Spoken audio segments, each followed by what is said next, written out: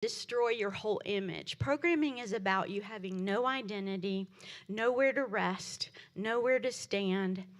And you see how angry and violent they get when you don't support it. Now, it's wrong, but we got to love these people. I'm going to share. We closed on some property about a week ago, and because it's about 4 hours away, they sent a notary to our house. And my husband said, I don't know if she's listening, but I love you. She comes to our house. My husband was like, I don't know if it's a man or a woman. Her name's a female name, but she's got a beard. And so we're like, okay. So she comes in, the tough, dressed like a man, little bit of a beard. She's a lady. Tattoos on her arm. Her Eye of Ra tattoo was like, you're programmed, right? And so she's sitting at our kitchen table chatting with my husband, and I'm just going, Lord, pour out your love. Don't let this woman leave our house without feeling your love. And she came from New York City, tough. We're Southern people where I come from. And so you know what? Before that it is all over with, that woman took off her mask because she had it on there. My husband's like, there's that pretty smile. She was hugging us. She cried. She confessed to me that she said, I think I'm one of those satanically ritual abuse people you talked about. This was God. Or she said, this was meant to be. I'm married to a priestess. And we began to talk. And it was so soft, right? I didn't need to tell her like, oh my gosh, you're love, love, love. And I told this to Angie this morning, this is my heart above all else. If I, under the Holy Spirit, implant anything in you in this conference, is that by getting back to the basics of family and love and the disciplines of Bible study and fasting and prayer, we forget the power of that. That's God ordained. People ask questions about, where's the supernatural, the power. That's all good and dandy. But 90% of what we do is what God told us to do. That's giving us the structure for the supernatural to come in. So I want you moms and you dads to know. A lot of people will come up to me and be like, I'm just a mom. And people will be like, don't say that about yourself. Speak this and that. I'm a mom. And that's the most important job. Apart from walking with the Lord, we've got to get back to seeing the value of a family. So I got a few degrees. Who cares? The hardest job I ever did was mom and dad. And I want y'all to see the value in that. The hocus pocus is great. The supernatural is great. But let's get back to the family. Turning back to what is that? Shutting out what the world tells you is supposed to define you. The family's coming back. You're a part of that. Don't let anybody get you off task. You older folks like me, I'm a grandma, we're going to teach the younger generation what a family is. And God's got to redefine it for us too, because you know what? Every one of us bought the lie. I did. I ran after the degrees and this and that, and you got to be successful, and you get there and you open that box at the top of the ladder and it's garbage. Because it's all about relationship, right? And what's going to heal these people? Their hearts are closed off because of the trauma being so big. God can't get in. If I block out humans, I block out God too. Love is the power. There's nothing more powerful than love. You're the lovers. If their heart can open again, Jesus can come in and he'll heal it. You don't have to heal it. You're holding their hand. You're inviting them into that family like a little child. And I want y'all to know the power. Okay, you're going to hear me say it again and again. That is the anointing. That is the power. God made the family. So I just felt led to go off task. Your job's important. So those are just some of the programs I'm not going to get into, and let's go to the next thing. Just quickly, you know that the way some of you guys, if you've heard me teach, that they rule the army is there's a tier system that comes through our media, our music, our literature, everything. And so the top tier The people who rule the world really do go to these fallen entities, hybrids. They get the directives, the instructions. Then you come down to tier 1 world leaders, like you see Hillary and Bill up there. There's people out front that are on the other side, the Pope, movie stars, things like that. They're going to carry out the comms. I put a quick picture up there. I've used it before because it's when Hillary Clinton and Bill came out at the concession speech wearing purple. When have you ever seen that? That was an activation code to activate the end times program that we're now seeing rolled out. And then it was picked up by tier 2, which is the media and entertainment. They saw her do that. They had already been pre-programmed to release things like the Super Bowl down there with purple rain over Minneapolis, where you see that symbol of Prince bathed in purple over the city. And what was the first city that was destroyed of Black Lives Matter? Minneapolis, right? This is programming. This is how they code without ever being in contact. If you'll remember, right after that, you had I think it was the Emmys or the Oscars, because I don't watch TV, but they had a purple rug and not a red carpet that year. Again, they're going from tier 1, said time now to activate the end of the world program that's going to usher in the new world order. It's got 2 stages, but it went from the top to the leaders, to the media, and then you come down to the local level where it's like local churches, schools, neighborhoods. So they'll have their own individual programs for their area, and the comms keep going down, and that's just how it operates. And everybody knows about the Black Eye Club. I just threw that up there to show you that is a communication to let people know that you are loyal. You have the Nordic god named Odin, if you guys have heard him, and he sacrificed his eye for wisdom, which relates to the tree of knowledge. And there's also a scripture about woe to the shepherd who neglects the flock. And God says that he'll blind their eye, he'll strike their eye and blind them. And they're kind of mocking God with that. Like, yeah, I'm that shepherd. There's the Pope up there. I'm not good to the flock. I'm the one-eyed shepherd. So that's just sort of showing the loyalty. And I remember when Galaxy, I didn't know what it was, probably about 12 years ago, turns up. I'm working with her and her black eye. I'm like, what happened? And she sort of throws it off as like, some rough sex or something. But while I'm deprogramming her, she reaffirmed to them that her loyalty was with them, black eye. Wow. Okay. That's just the overview. So now we're going to get into the programming. Let me get a drink of water. When I talk a lot, my mouth gets dry.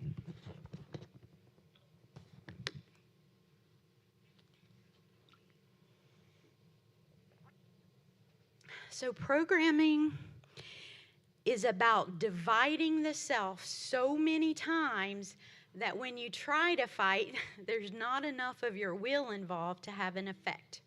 So just think about your will to fight, to live, and you shatter it 1,000 times. Even when a personality, one of those alters, is up and they're trying to fight, you only got 1/1000th of their strength. So the more divided the self is, the more imprisoned you are. And these people are imprisoned in their own body, right? So it begins with a dividing of the left and right hemispheres of the brain. I'm going to read a little bit because I'm going to be reading from some notes of real clients that I worked with as a child. So I'm going to talk first about prep work. We're going to do 2 things they do to prep you for what I call the big programming day. We have to make up language for things. The big programming day at the preschools and the daycares is when the doctors come in the white coats to do the shattering. It's very dangerous. They take you to levels that are life-threatening, okay? But before that big day comes, there's prep work that they do, and that's what we're going to talk about now. So one of the things is that they want of the prep work is to teach the child not to share information between the left and right brains the normal way it functions. It's not shown on the picture, but down the center of the 2 hemispheres is something called the corpus callosum. It's like a nerve tract. And what that does, it's like a bridge between the left and right brain so that energy flows through the 2 hemispheres. Well, they do some magic and cursing and drugs and stuff, so the brain does not flow left and right. They do something called jumping. They teach the child to jump from left and right brain instead of flowing and sharing information. And what that translates to jumping, anytime that I rehearse a behavior and a thought, I make a nerve connection. And so by teaching them to use and say, I'm jumping left brain, right brain, they're actually building up memory networks that jump and don't go through the corpus callosum. But the kids call it jumping. So let me go to my note.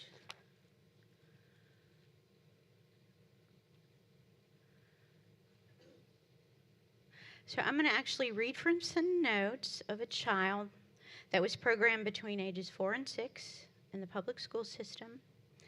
The prep work begins with drugs, using witchcraft to curse the brain, and something called, the child called it black oil, but you saw in the picture of Greta Thunberg the black oil over her face. It's in a lot of movies. I don't watch movies, but it's called black goo. Have you ever seen, like, I think it's in the, I've never seen the movie, but the Spider-Man movie, you'll see black goo, or, I don't know, isn't there a movie called Vendetta or something? Anyway, but you see it in movies a lot, black goo. It's real. And what black goo is, you can look it up. Y'all look it up yourself and research it. Black goo is this sentient substance. I'll tell you what, sentient means something that has awareness. Okay, it's not fully alive. We're getting into science stuff eventually, y'all. That's going to freak y'all's mind out. But black goo, look it up. You'll see it. It's this sentient black substance. It has an awareness. And what its function is, it is how they interface us with quantum computers. We'll just say that. So before I read about the child when she's saying, and they did this with black oil, she's meaning black goo, because I'm going to read it exactly as she said it to me. And we're going to call her teacher Mrs. Smith. She said, Mrs. Smith put curses on the right side of the kids' brains. She used the examples of magnets to explain what was it. Trigger alert. I forgot to say that. Be careful here, this is triggering. She used the example of magnets to explain what she was attempting to do with the left and right brains of the kids in the class. Mrs. Smith said both sides of the brain can be friends and work together, or they can break up the friendship and not work together. Mrs. Smith mostly wanted us to practice not letting both sides of our brains be friends. The black oil stuff Mrs. Smith gave us caused our right brain to not be friends with our left side. Mrs. Smith put curses on the right side of our brain that caused a tube to grow from the right side of the brain down to our right arm, through our spines, and all the way down our back and to the end of the leg and the foot. The tube went through the whole side of our body. The tube carried the curse throughout the whole right side. I can't explain what that is right now. It's too complex. I'm going to have to build y'all up on that over time. Just know that that's real, about the tube carrying the curse. Mrs. Smith asked for a shipment of this black oil. There's a black team company. Now, this child, she talked about two teams. She was little. She's like, the black team are the bad guys, and the red team is the Jesus guys because they have the blood of Jesus. So she just called them the black team. So there's a black team company that ships out this dangerous stuff. Mrs. Smith put the black oil into a shot, and she put sugar and other stuff into the injection medicine to make it not too dangerous. I asked the child, how did the shot affect you? And the child told us that, where did I lost my place? She said it caused the sensation of water running only on her right side. The child said the shot did not make her feel woozy because they drug you a lot, but this one didn't. Mrs. Smith sent the kids home after the shot. The child was told by Mrs. Smith that the injection only works when kids are at home. The child reported the black oil going through the body carries the curse of not obeying your parents and doing bad things. That's why black oil only works at home. The child said the black oil is like the stem and the veins of a flower. Whole nother program, flower program. Can't get into it now. The black oil goes through the tubes on the right side of the body, and the right body says, we like it. The child stated to me that some of the kids in her class told Mrs. Smith that they acted strange when they went home after the black oil injection. And the kids said they felt woozy and behaved strangely. That's why Mrs. Smith told the class. She said some of the parents showed up at the office because they were suspicious about why the kids were acting this way. And the teacher bragged that they only showed part of the video of the classroom where the kids did normal activities. So again, you get it. It's like you're not going. You can tell it's not going to matter. And you laugh about it. So when Mrs. Smith cursed the kids' right brain, she had the kids lay on their right side. She placed a carved statue before them, the God and entity tied to this program. It was made of wood. That's significant, but I won't get into it. It's a program. So she placed before them a carved statue and a bed of flowers dipped in the black oil and laid them on wood. And then everyone in the class was made to say, "Demon, we trust you. We love you. We trust you to take care of our backs." So that's just the kid version, That's the beginning of them before they have the big programming day. That's one way they're trying to make the brain not work together. Here's a second thing that they do. What they're trying to do, the best way for me to explain it, you ever put in bathroom tiles and you score that porcelain tile so when you break it, it's nice and clean? Division. That's what they're doing by this prep work. So when they get in there and shatter, they got a clean cut because they're making kids jump left and right. So the good is evil and evil is good is the second component of the prep work. So the child is prepared, and this is happening in schools right now. Every time I see a school bus, I have to pray because this is the time of year they're doing the prep work. The child is prepared over a period of weeks for the big programming day by immersing the child in polarized experiences of good and bad. And they also condition the child to associate being good with getting rejected or hurt. This prep work sets the child's mind up for a clean split. So we're going to talk about, before they do the big programming day, they're watching our kids coming in. They're figuring out their personalities. They consult the demonic, okay? They are looking through the, using their magic and consulting demons. What is the iniquity in your bloodline? Who are the ruling entities? Is it incest? Is it murder? I don't know, but they figure it out.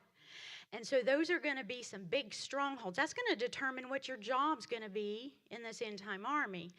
The iniquity when you're that little of your parents is way more powerful drawing from than the sins of the kids when they're small. But they'll eventually make them commit all the sins.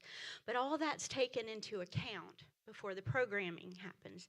They will have already determined what your child's job is going to be for them. Two of the things they consider is the child an internalizer or an externalizer? An internalizer is a child that tends to blame themselves when something bad happens to them. They are a child that if you're put in a scenario where you have to choose hurt that other person or hurt me, they say hurt me because it's harder for them to see you hurt something they love, right? So they're going to determine who that is, and we're going to call her Beth. I hope nobody gets triggered. I try to pick generic kind of names. So Beth is going to be the blame self. And then an externalizer is somebody that when you're hurt, they blame, or when something bad happens, they externalize that. And they're the child, it's no judgment, but they're the child that would say, don't hurt me. I don't care what happens, just don't hurt me. Okay, so they're picking those out. They're going to set the classroom up and divide them into these groups, and they're going to keep repeating scenarios that reinforce these behaviors. So I'm going to read to you what they do. So programmers use shaming comparisons to solicit rejection in Beth. We're going to talk about her first, the internalizer. Programmers set up scenarios for the self-blamers by saying things like this. They show Susie to her. They say, look how good Susie is. She's pretty. She's good. She always has pretty hair, and she's kind and perfect. Why can't you be like her? You go sit in time out because you're not good like Susie. So the child's sitting in time out. They're ruminating on, how do I be good? What do I do to be good? Now, note the child will never be told what good is. That's something to hang on to. You break the person when there's nothing, right? You don't want anything to hang on to. That's part of mind control.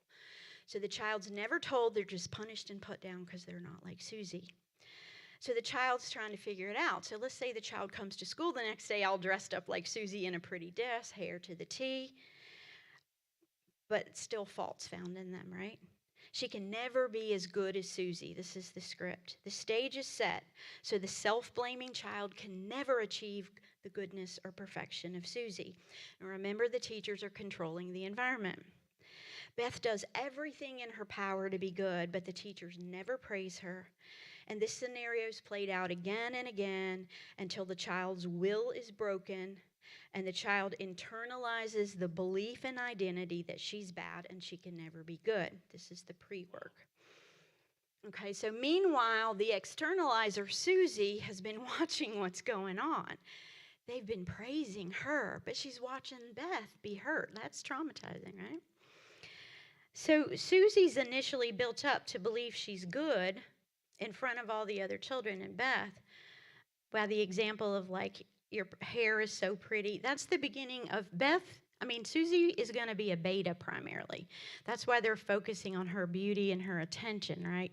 They want her to focus. If you're a boy or a girl, I've met girls that are deltas. Delta's assassin program. So if it's a boy, it's going to be your physical prowess, right? Or a girl that's real athletic. That's what you get praised for if you're on the externalizer side.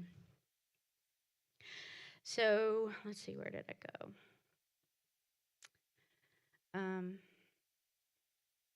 About her pretty hair and athleticism. Susie's initially showered with acceptance at the expense of the blame's other child, Beth. And by Susie witnessing the painful treatment and rejection of Beth, Susie learns to avoid being like Beth at all cost. I don't want to be like her, no matter what it takes. And she'll do whatever it takes to keep that image of perfection, right? Because it's tied to her own safety and self-preservation. So once this belief is solid in Susie, and she's like, if I'm perfect, whatever this is, I'm not going to be like her, the table gets turned. And Susie starts to be shamed for her appearance, or if you're a Delta, your athletic prowess. Now she begins to be rejected, and she's excluded from the group because of it. And the programmer might say something like, what's wrong with your hair, Susie? It's not as pretty and shiny as it used to be. Have you gained weight? You looked better the other way. And nothing will have changed, right? You're challenging the reality. You were prettier when you were thinner. Or they're criticized for their physical performance having not been as good, even though it's the same. Because the praise and acceptance of others is not based on any real changes, Susie cannot possibly do anything to accrue the praises of her peers and handler. And she tries to maintain perfection, but it's an impossible task. And when her will is broken, all of a sudden she's bombed. We call it bombing them with praise. Good girl, good girl, you're awesome, right? She gets the praise again when she's broken, even though nothing changed.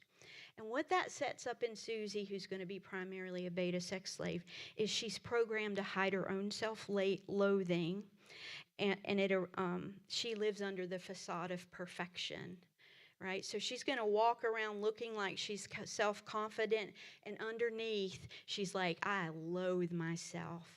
If I let down that mask, I'm going to be like Beth, but I don't even know why they're praising me, but I'm going to, because like sex slaves you got to learn to please the other person and be perfect, right? So they're setting that up. She feels like a fraud because the mask she wears of perfection is not the real her. Susie rightly blames her programmers for her trauma, but this becomes a global belief, and as a result, she shuts everyone out in an attempt to preserve her ego. She longs to have love, but people can't be trusted to get close, so she learns to keep others at a distance, and love is redefined to become praise and compliments for her appearance. The other child who blames self, they learn to embrace shame, and they will actually bond with shame. We'll talk about bonding in a minute. You have to bond to something. And I literally have worked with people to say, that's all I have is shame. and that entity, and they don't want to give it up. We have to replace it with something else. That's where we come in. You're inviting them into something new and something different. You can't force them. It's not your job to force them, but they have to want to try to come, and they come to you, and you get a different experience with love, even when they're expecting you to be bad to them. The brain starts to be rewired, right? That's what we're there to do, give them a different experience, okay? Because they've set the brain up to be a certain way. Slide 8. I want to, this is something people always say, how can they program my child without me knowing? Well, I know personally because I've worked with programmers, right? They tell me what they do.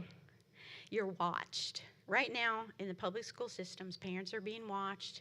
They're everywhere. They're looking at your habits. What do you do while your kid's at school?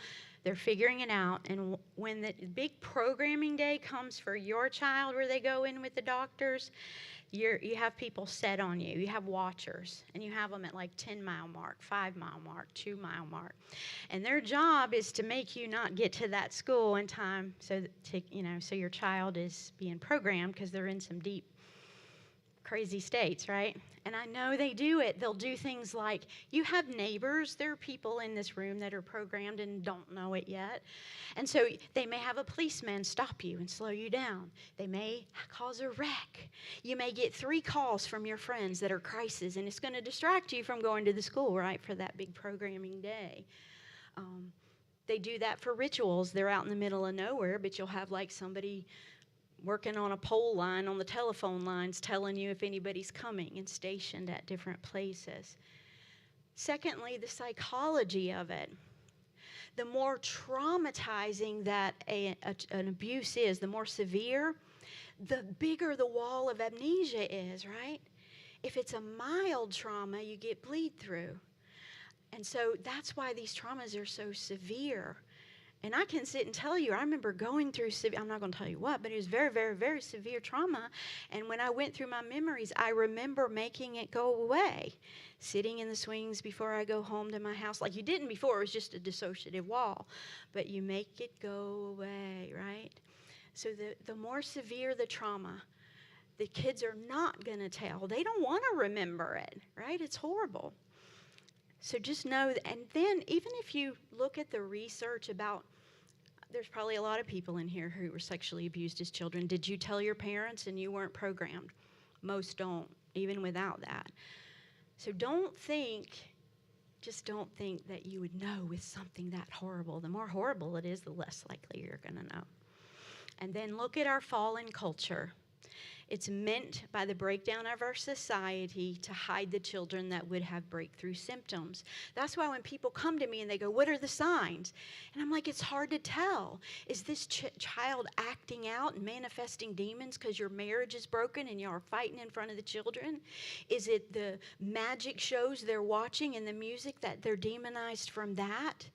Is it that they're being bullied at school by other children that are programmed? Until you take time, that's why it can't be the couple of hours a week that we spend with somebody to bring this stuff out. It took 2 years of me removing my child from the school system before she'd even tell me, and I'm a clinician. I knew when she played with me, good sitter, bad sitter, I shot the whole world down. Most parents, or one of my clinician friends, her daughter, her only sign was she used to love baths, and then she began, because she was in preschool at 3, be terrified because of the near drowning. Are you going to recognize that in a broken family or if you're not trained? And so it took her 2 years. She's like, can't tell you, Mama. And so you begin to work over those 2 years. I'm afraid they'll come get me. And so you get her to a place where you say, can you tell a little bit and see what happens? And you can't push these people, guys. When you're working with them, honor the dissociative wall. I've worked with pastors and people who sent me, they tried to do theophostics, or they're like, I got a little bit of power, as you said, let me break down that wall, and the person have a psychic break. Respect the wall, let them bring it down, right? Because even though they'll tell you I'm trying to see, they're not. It's their will that keeps the walls up. So if you will make them safe and give them what they need, they will bring the walls down. So when you have these people with you, invite them to talk, love them, you're getting them ready to be able to face it. They bring the walls down. But don't think, I would know. We have a good relationship with our child. The front personality, the presenter that comes home to you, knows you're their mom. My child had other moms. When you fragment the mind and parts turn up and they've never seen me, and she binds to the programmer, she doesn't know that Miss Smith's not her mom. See, this is crazy stuff, right? They put in programming. I'm going off what I was going to tell y'all. I knew this. They put programming in. Child's drugged. They can bring in somebody that looks similar to you and your husband, and they're hurt by them.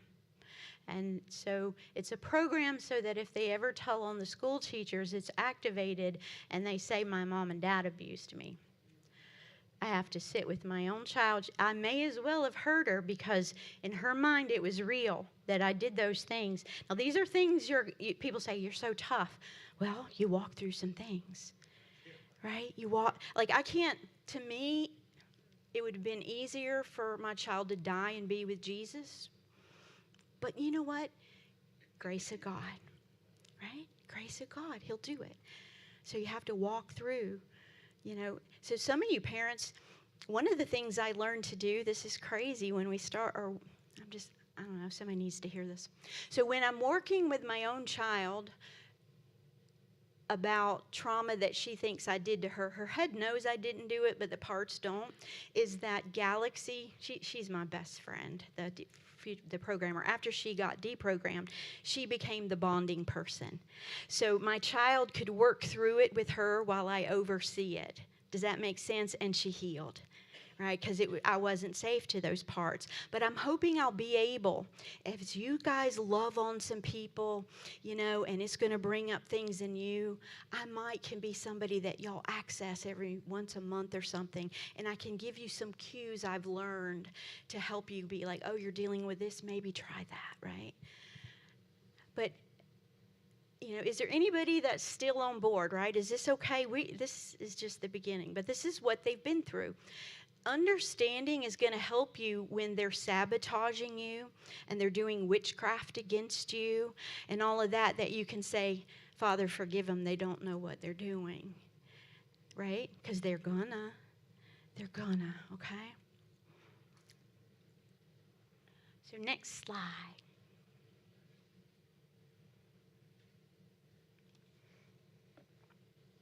Big programming day comes. So when the teacher feels that the child is ready for the big programming day, a scenario like this may be presented to the child. Trigger warning, I told you that if you were not good, I was going to have to call the doctors in. Remember, they never tell you what good is. I've warned you, and you didn't listen.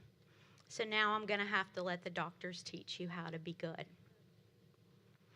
The child is taken out of class by somebody they don't know.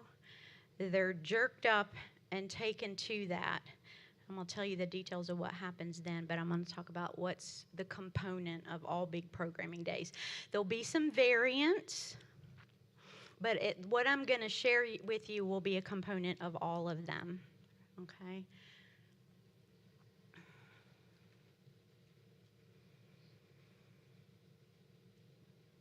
So there'll be a sacrifice on the big programming day.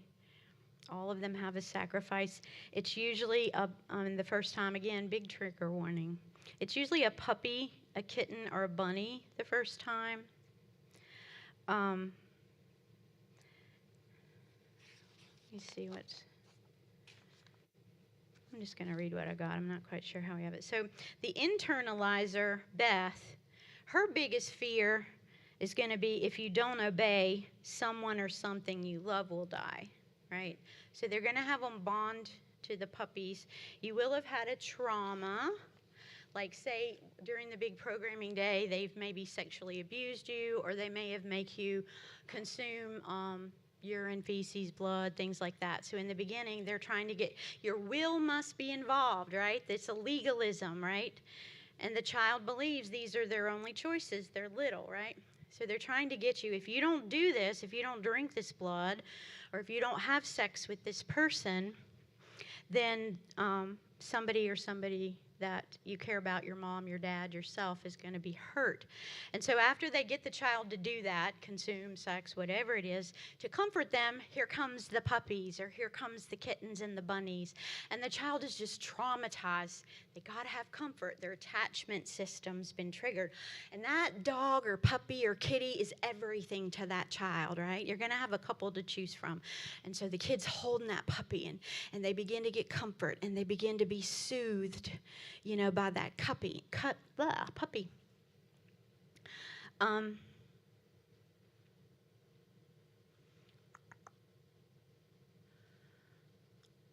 So after the trauma of you have to obey events, the child's given the kitty and the puppy to comfort them.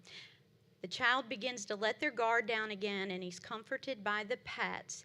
And the child is told that they received the pet because they obeyed. They were good. But then the child's biggest fear is used to pressure the child into sacrificing and consuming the animal. The child is made to believe that the programmer can see inside his brain. What child's not going to be hating the programmer or resisting, right? But they make you think, I can see you everywhere. I'm everywhere. And so they'll say to the child, we see in your mind that you're bad. You're rejecting the programming, or you didn't take the demons and really mean it. You're not good enough. And so one child was that they would never see their parents again, was the biggest fear. So here they bring in these new parents, and they're going to make them look scary and wonky. And they're like, if you don't do this, you're going home with these parents today, and you're never going to see your parents again. And the child's like, you need to kill that puppy. And the kid's like, I just bonded with this puppy, right? And so it's going to finally funnel down till the kid's willing to give up the puppy, okay? And the programmers might say, he's like, here, take the puppy. And the programmers will say, that's not good enough. What will you do to the puppy? Right? Got to get your will involved, right, to get the demons for this. And the child might say, spank it? Not good enough. You're going to go home with these parents. And finally, the child gives in, okay? Like, you're broken. It doesn't take a lot. And that child, by that point, has no doubt the programmer's in control. Whatever they say goes. I'm going to do whatever you want. They're broken once they do that sacrifice. Then they have to consume it. So the sacrifice pet's consumed, and by internalizing the puppy they bonded to, they will actually, they tell them that you can never wash it off. You can never get away what you did. But they'll literally create a part that believes it was the puppy. So, when I see, it's normal for little children to be playing puppies and kitties, but you'll see a lot of this when they're at this stage, children playing and really being puppies and kitties, because they make you think that you don't even want to be a human by the time it's over with. So these parts will all end up being animals, right? And so the child will internalize that puppy that they consumed. It becomes a part of them. And then that trauma can be pulled up later to make them do whatever they want because it was so traumatizing. So they internalize it. That's called an introject. We do that with our moms and dads. And anyway, when you're an infant, have y'all ever heard something called object constancy? That a baby, the first 18 months when the parent goes, they can't hold inside of themselves you and know that you'll come back. That's why I'm like, you shouldn't leave your children with other people before the age of 3, in my opinion. But once they can internalize you, all of us have our mom and dad inside of us. But that allows that child to be comforted because they can take you with them. But they're doing this for evil. So another component, and this will happen over and over, at its very root and foundation, mind control programming is about building a bond and breaking that attachment, making you hope, break that attachment. Children and adults all across the board, they tell me that the most painful memories to work through are the attachment breakings, way more than the blood and the gore. because God made us to attach. And if you don't attach to something, you die, right? And that is the most painful thing. That's why it will not happen without a new family. Because the biggest hurts and trauma are you're going to love something, it's going to die. You're going to love something or you have to kill it. Okay? So family, that's why they live with me. I know the power of family. Those are the people, because people will say to me, like, how do you get to the real deep stuff? I live with them. They come with me. You become a family. Because if you'll provide them what they need, they will let down the walls and they will be able to process this kind of stuff. When you do programming, if you visualize programming as like laying out flat with structures and 100 programmers, let's say this same programming of attachment, the next time they come back, they'll take every program and throughout the year, they redo the same traumas and they'll layer it so you start to give it dimension. So by the time you're 30, you've had at least 30 years of this same trauma built from the first time. So you're layering. So you have width, length, and then depth. But when you're working on programming, if you'll go to the first program, this is learned by Diane Hawkins, it'll fall like a house of bricks. So when you're you want to get to the original traumas, but they'll have layers, and when they're figuring stuff out, it'll be jumbled, because they will have had, eventually they're going to break your attachment to God, you as their parents, and their friends. So they will use virtual reality in the newer people, where usually dad is killed. It'll be a trauma where you see your father shot, the gun, and this is virtual reality, a drug traumatized child. And they believe daddy's dead, he's gone, and it's your fault. And then mama will have usually abandoned you or turned you over to them. And again, virtual reality is that they use is way more better than what you're seeing now. And so the child splits because they're like, oh gosh, now I'm left at the hands of my handler. My father's dead and my mother left me. I must bond. Right? And so you get something called a trauma bond. Let's go to the next slide.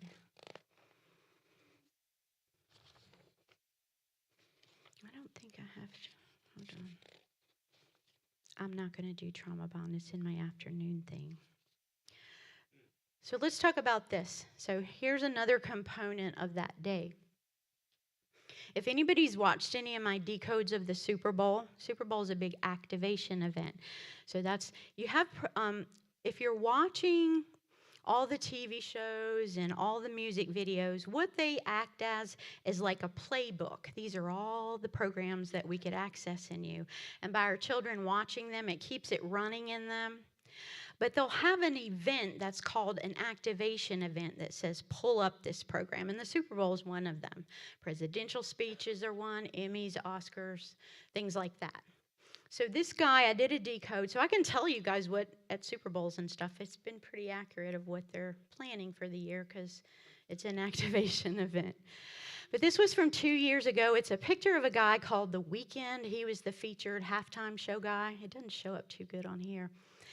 But they were accessing this base beginning programming. And that symbol represents, you can't see it, but it's two men, it's the same guy, the singer, sitting at a table across from himself. And on the left side, he has a hood over his head and he's holding a flame, like that's the bad you, right? The hell side. And on the other side is the good him, but he's tied up. His hands are tied up. And in between him, you see the line. It's the chandelier. We're going to talk about what that line represents. That's for subconscious parts of a survivor's mind. This is the scariest trauma you have. So you're watching the Super Bowl, and your front part thinks they're watching the Super Bowl, but your back part says, oh, God, the big programming day, right? But that chandelier up there, that gold line, we're going to call it, my name is the line of Shiva. I'll tell you why in a minute. And so you have the good you, bad you, which is the right brain, left brain split. which is what they did, okay? So now I'm going to tell you what the line is, because you see that line all over the place. Hold on.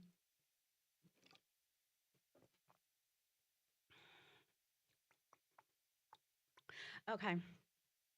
So when the programmers come in to shatter the mind to get as many pieces as they can, the way that they do it is they do sensory overload and sensory deprivation. There's another way that if you're kind of a bloodliner, where they actually hang the child in midair by 1 foot. You'll see it on the tarot card, the hanging man. Even all of the tarot cards are like programming pictures. But it's about sensory deprivation. For a child, they'll jerk you out of the class. They take you to a place, and I'm told they put you in this thing that's kind of like a kangaroo pouch is what they call it.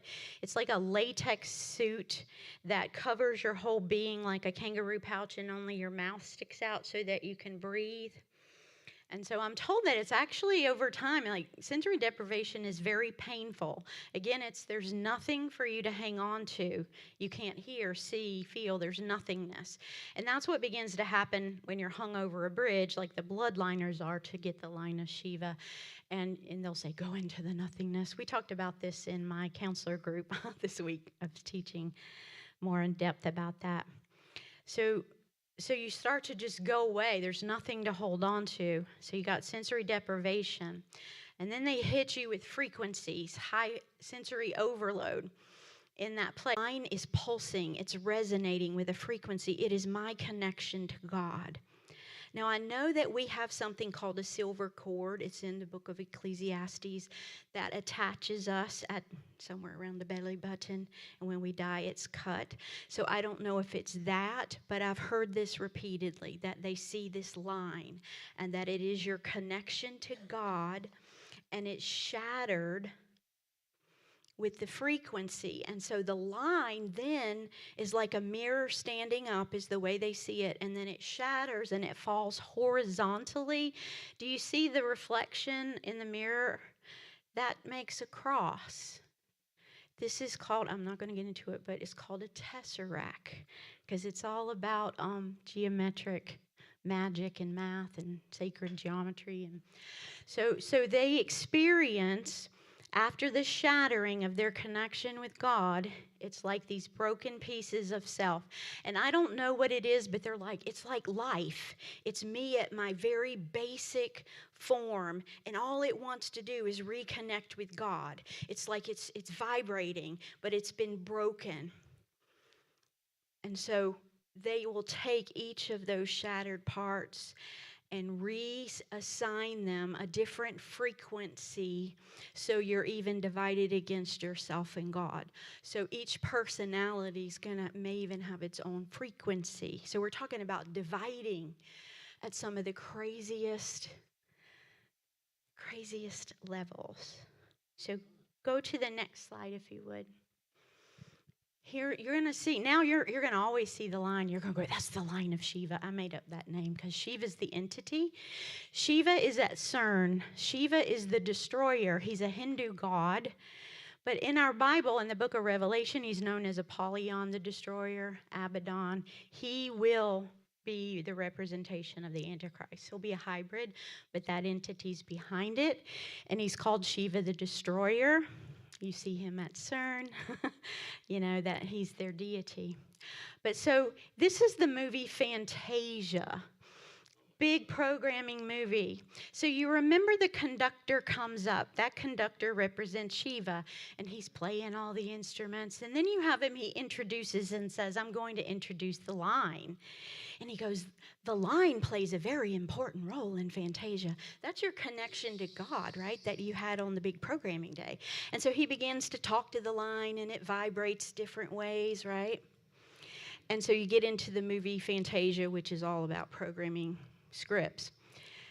So I just want you to notice the line. The top right is my Super Bowl decode for the show. It's Mary J. Blige, and I did a decode of this year's Super Bowl. In the background, you see the white lines. They had everything else showing up there, but when it came to this particular song, that's reminding people of the line of Shiva, of that programming pulling it up during her song. There was a lot more to it than that. Disney movie. Every Disney movie opens up with that castle, and sometimes you have Tinkerbell spread the dust, and this one it's just you see the dust. That's your line shattered and divided up in the cosmos. I have people that come in and they say, I remember it was like I was shattered and my whole being and my life essence was just thrown like pixie dust over the cosmos. That's what that castle represents. Some of them, they're white. When they split you, the core, the original whole you, they shatter parts from it, and that core is hidden in what looks, they get the visual inside of a castle. It's the Disney castle. And that core is kept and imprisoned with death, and it energizes the whole system. So you're separated from your own core. So when they see, and they'll even have a part inside called castle. And those of us who are healers, we want to get to the core. Because if we can get to that and it can reunite, it breaks down all the programming. But that's the most guarded place inside. But so when a child's going to a Disney movie and we're taking them, the front presenter is watching the storylines and remembering the happy ending. But the back part remembers the big programming day. And that castle's holding their core self, the part of them that's born again, the part of them that Jesus Christ lives in. And they're made to say, I reject my own human spirit so that you won't kill my mom and my dad, right? They do their will. And they're learned and taught through the Kabbalah tree to use their knowledge, their carnal self, to survive, right? Eating from the tree of knowledge. So that's the back parts. Remember that when you see that. There's symbols everywhere. Disney was evil from the onset. Okay, next slide. Is everybody doing okay? I know it's heavy, but people do heal from this stuff.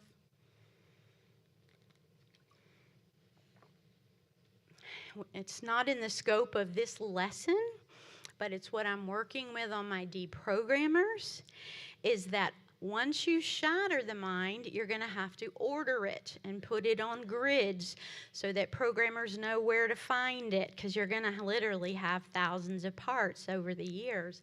And so they map you out, and they begin to structure the parts. So the children begin to learn shapes, okay? Circles, squares, triangles, rectangles.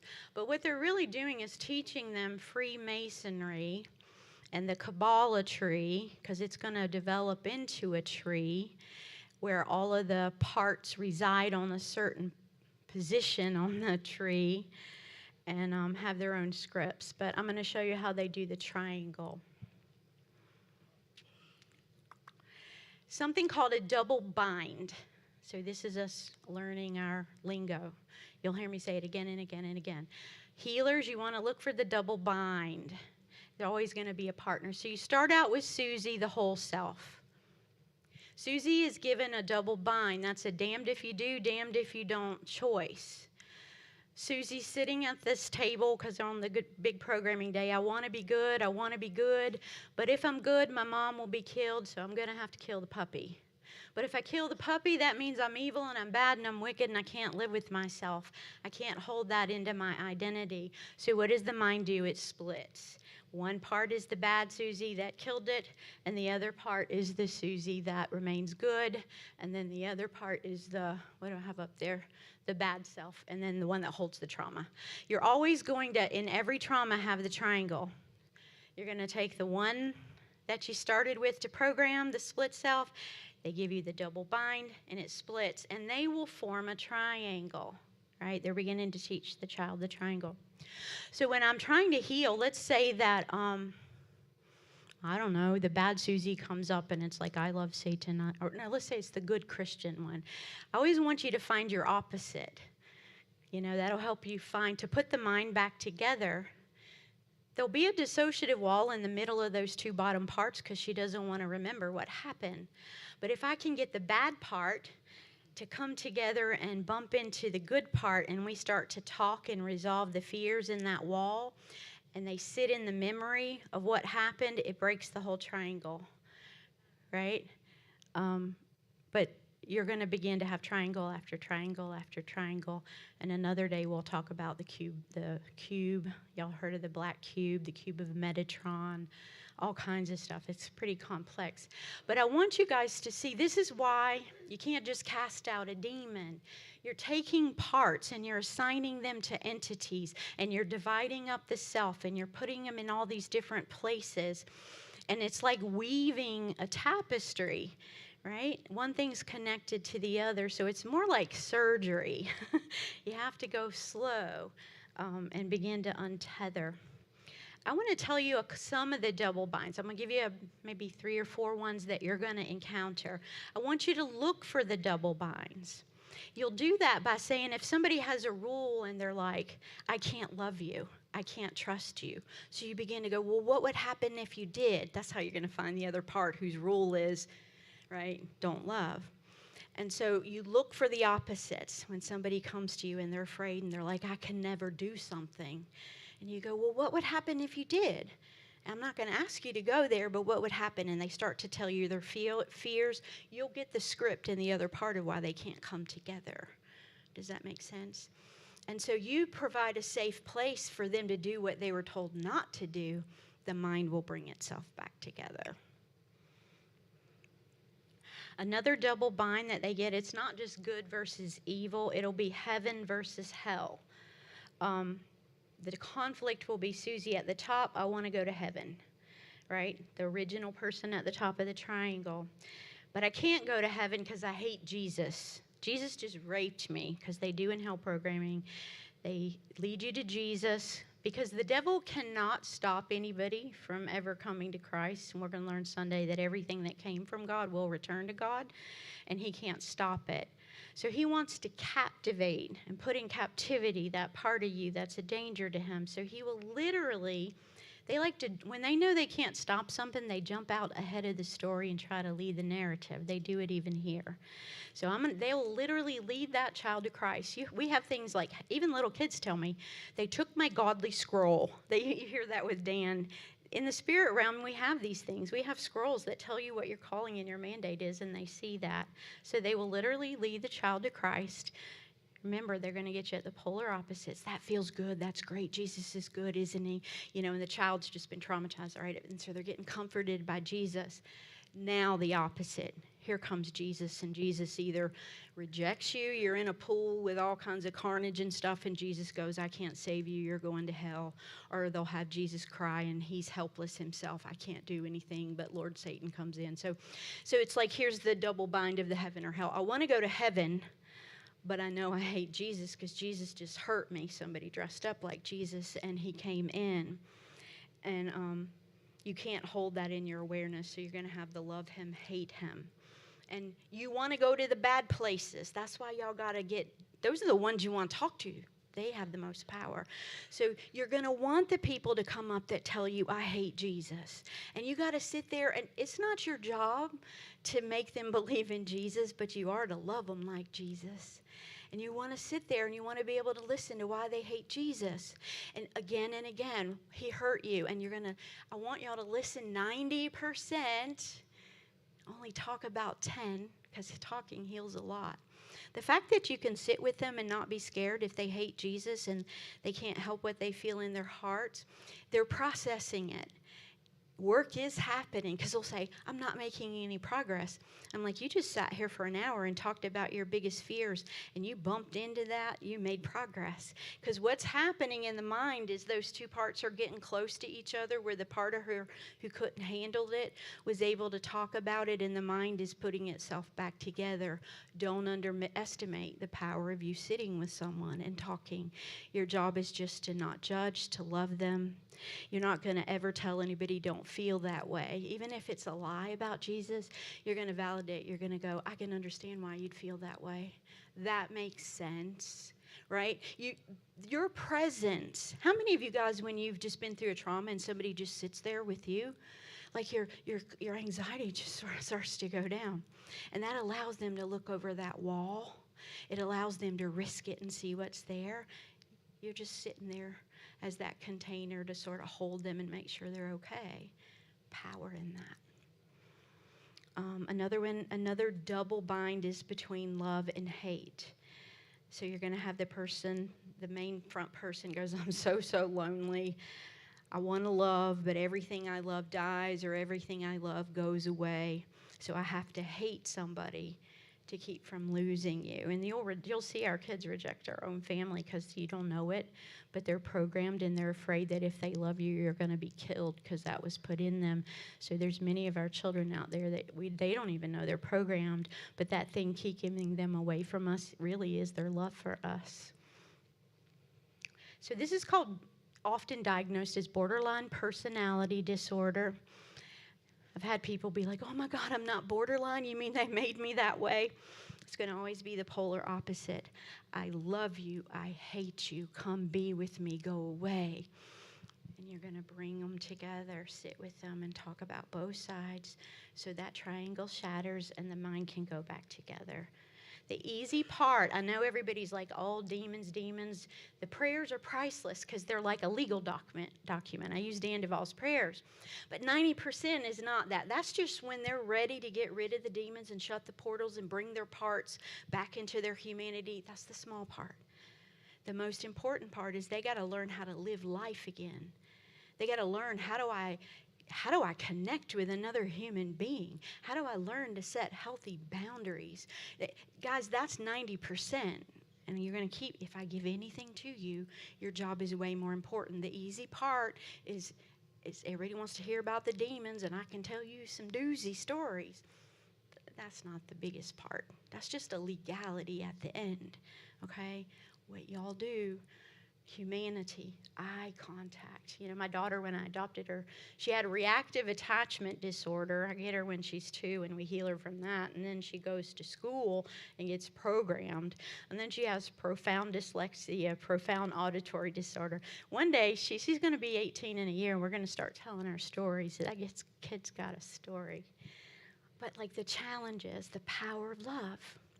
I'm going to keep saying it to you. You got it in you. You got all the stuff. But to bond, when you can't bond, they teach you, when I was trying to get her to bond, is eye contact. When you're looking somebody in the eye and you're really not just listening and hearing are two different things, right? To just be present. People say, I feel like when you look into my eyes, you're looking into my soul. I am. That releases oxytocin in both of us, and that is a very comforting hormone, and that bathes the brain. Mommies, when they breastfeed, they get a download of oxytocin, and so does the baby. God set us up to have power in that. You're giving them a positive experience. Look them in the eye. Human touch does that, but you need to be careful. You need to ask permission before you touch. They need healthy touch, but they have to get ready for it. We're going to always invite and never pressure. You're going to always let them be okay wherever they are. But I want you to realize that a lot more goes on when you're talking and in relationship in your brain, that God is at work, okay? Good things happening. How are we on time? Are y'all okay? I'm not going to go over anymore. There's more double binds, but just know we'll talk more and more. As I oversee and help and work with these guys, you're going to become very familiar with this stuff. I'm just giving you an overview today. Give me the next slide. Let's see what we have. Okay, this is the Kabbalah tree. It looks like this. There's 2 different pictures. The Kabbalah tree, let's see. This is a system and not a program. We're going to have to think things as like big and macro, and you go down like onto a microscope to micro, okay? So the Kabbalah tree is a system, not a program. So when we're talking about programming in them, it's going to hold a lot of programs. Does that make sense from macro to micro? So this is like in Jewish mysticism, the Kabbalah, they call it the tree of life. Each one of those circles is called a sephirot, and you will have parts assigned to each of those circles. Each of those circles are assigned to all kinds of entities and their hierarchy and parts of the human self divided up. In between, you see pathways with numbers. When the children become teens, they do something called pathworking, and they begin to go between these. And remember, each circle is representing some place in the cosmos.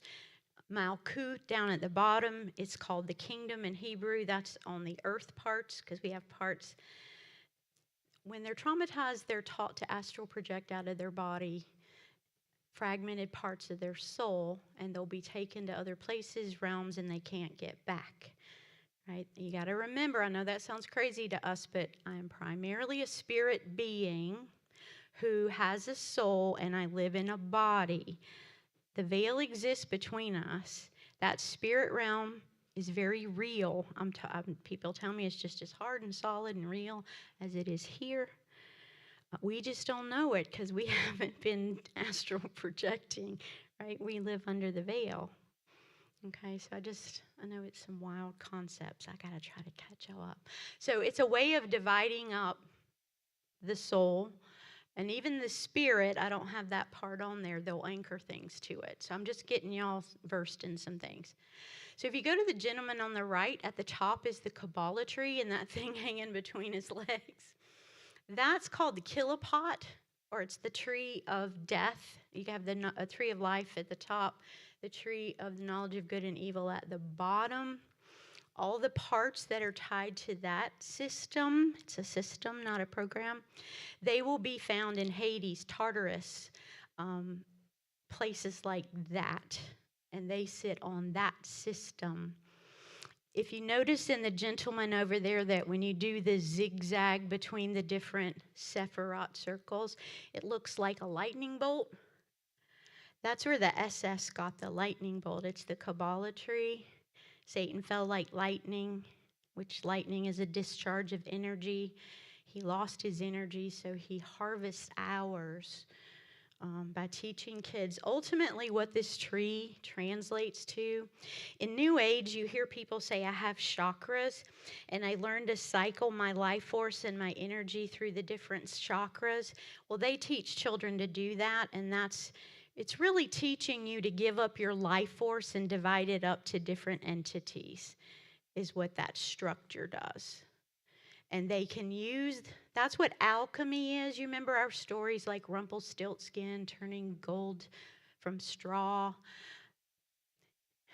I know it's probably hard to believe, but those scientists and people we learned about in school doing it weren't foolish. But it is about getting us down to our very life essence, that smallest thing of light that we're made up of. Breaking that matter down and using it to build and to create, and we have that power in the spirit realm, and they use it for that. Is that a little weird? But that's what they do. I have people say, well, where's that in the Bible? And I'm like, you know what? AI is not in the Bible, and downloading somebody's consciousness is not there, but the principle. We know from Scripture that they create ways of doing evil. Satan's been working, right? And I'm just reporting where they're at, and I believe them. So people will be like, well, I'm like, kangaroos aren't in the Bible either, right? But we're here to help them. Aliens aren't in there, but this is what they're doing, okay? And the results is getting them free from that. And then, is there another slide? And this is just another, it's the same tree, but it's got a little different focus. So at the top, and it's going to encapsulate the right side of the brain, which they will associate with the color blue. That's the tree of life. You have the same Sephirot up there, Keter, Bina, Shakma. And then at the bottom is the kilopot, and that's the color red. And that's the left side of the brain typically. That's the parts that will go into Hades and Tartarus. But you'll see laying on top of it, at the top is the Star of David. They call it the Seal of Solomon. That itself is also a system, right? It's not just a program, but the systems have many programs in them. And so we have to take these apart one by one, right? So you'll be like, all right, the pentagram system, it's all based on sacred geometry. That pentagram down in the bottom in the kilopot, the tree of evil, is a whole system. It's where you learn the colors. It's where it's tied to elemental spirits, earth, wind, fire, air, ether. And so when we're deprogramming them, you're going to pick a system. Like we might say, let's work on the pentagram. And so you're going to begin to work with those parts, taking out the entities one by one, working with the memory, and you take out that system. And then you go, now we got to work up the tree. Do you see why you can't just say, come out in the name of Jesus?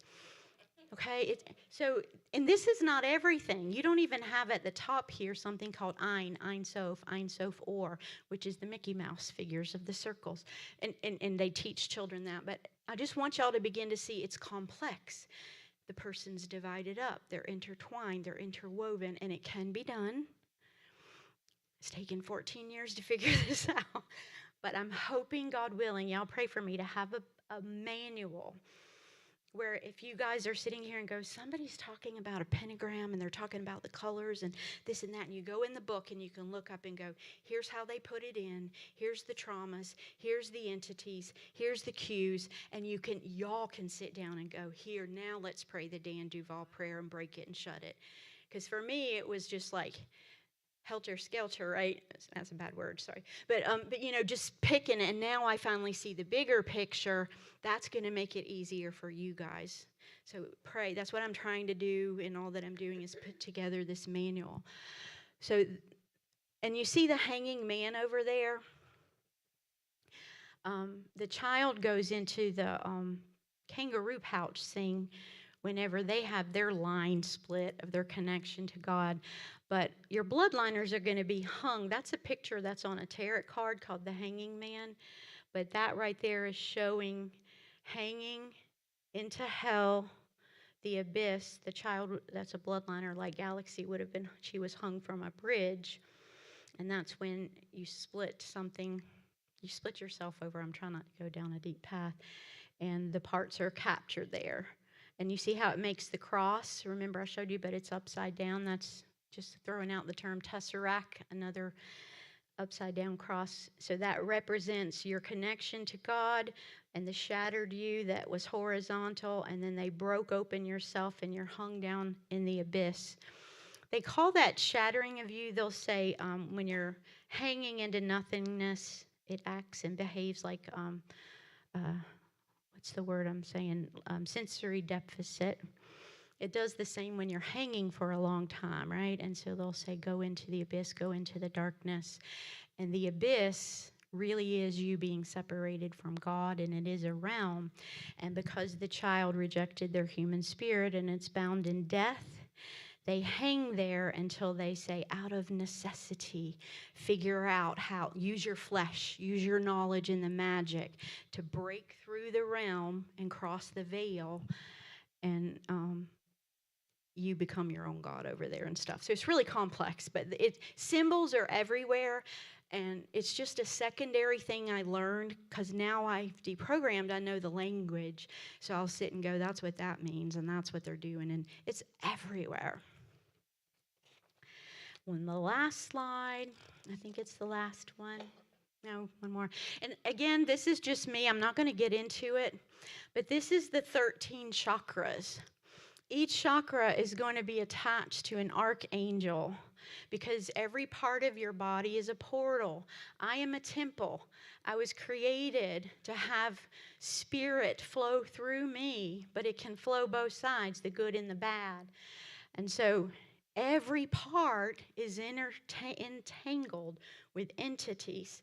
And so these are just some of the names of those portals, and you'll have to break the ties, break the agreements, call back the parts of yourself that were in their realm, shut the portals, right? That's just the legalities, but you got to work at the memories. What was the trauma that made you shatter and go there and come in agreement with that entity? On the left and right brain, when they do that, you can go to the last slide. There's another shape. You guys see the spiral that's like on Time Warner, that symbol that looks like a spiral. You see it in the eye. In the right and left brain, that shape will be there. And when you are setting free the right and left brain. You'll uncoil that. I know this sounds crazy. And on the line in the top and in the bottom for night and day will each be a triangle with 3 parts in it, and there'll be 72 of them. And it's named after the 72 names of God in Jewish, and it's the real names, but they use it for evil. And so each one of those is attached. It's called something like the Shem Hasharoth or something like that. So you got 72 of those to break in either side of the brain. And so you could sit and find one little demon and be like, come out, and all it does is activate their programming, and they get tormented for trying to get free. So we have to systematically untangle, right? You got to know what demons you're dealing with. And what they do is Satan copies God. And so they literally use scriptures. They use the real 72 names of God, that are in the Shem Hasharoth. There's a real fake Jesus. They use the names, right? So I've worked with a lady that her and her husband were pastors, and she didn't know till she saw my videos that they were preaching the wrong Jesus, because there is a real entity that calls himself Jesus, right? And she tested it and broke it and found the wrong one and was like, oh my God, I've been preaching the wrong one. This is tricky stuff. This is tricky stuff. Satan counterfeits the real. And so all I'm wanting today is just an overview, because I know everybody's like, just cast him out, just do it. It's not that simple. And God's raising up people to do that. And do you guys get and understand a little bit better why your role as being the family is critical? You may not, or you may be one of the ones that learns how to do this, but most of you are not. It's not for you, right? But the family part and the walking with, you're going to learn a lot. Doing that is very, very important. And so one last slide. Is it up there? That is the last one. Then I have another picture. It was just a picture showing how the human body becomes something called like a vortex with all the energy flowing and going out to the different places. But that's what I have for now. And in the afternoon, we'll chat about it takes a village. So we'll talk more. Questions? Anybody got questions? Yeah. Can we take questions? Did you have one? I do, but I'll let you answer. Okay. Yeah, okay, perfect.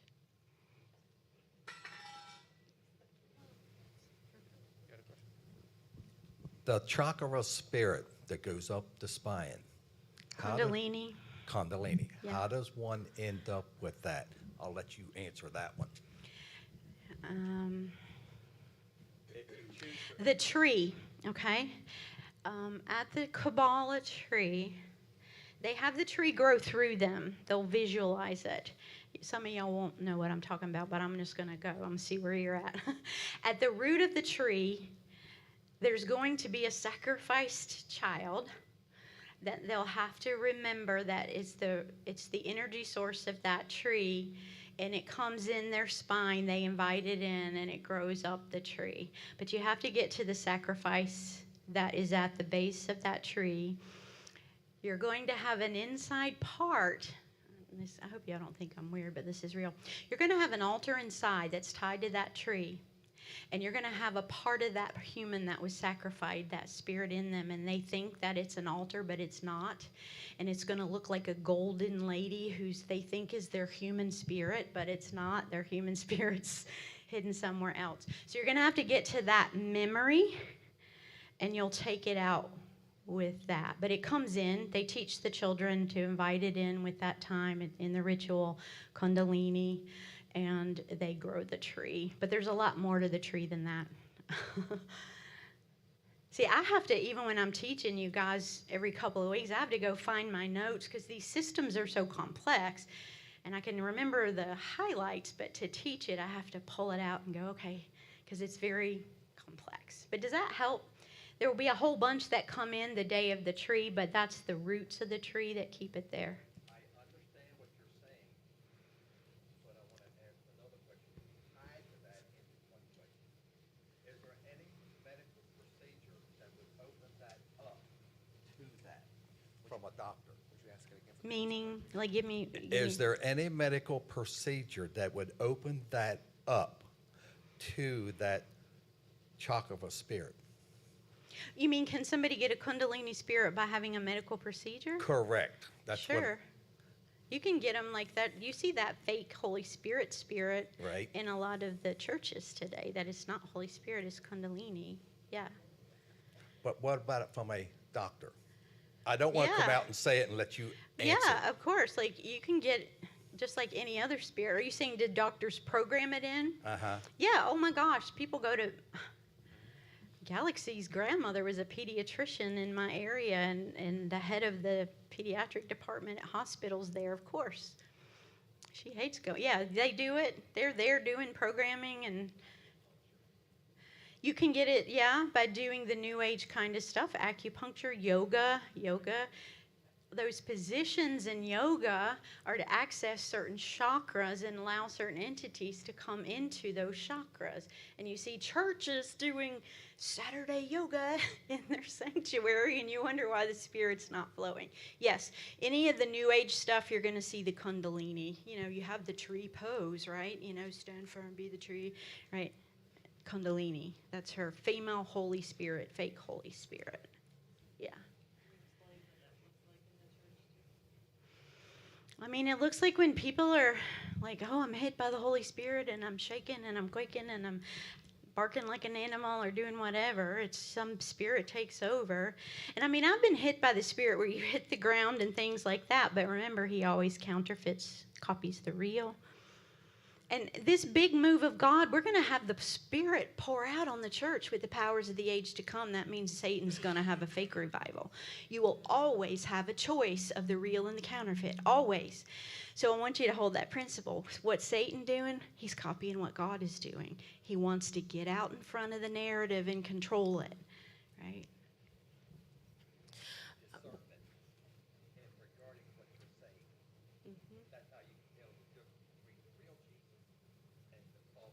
The fruit.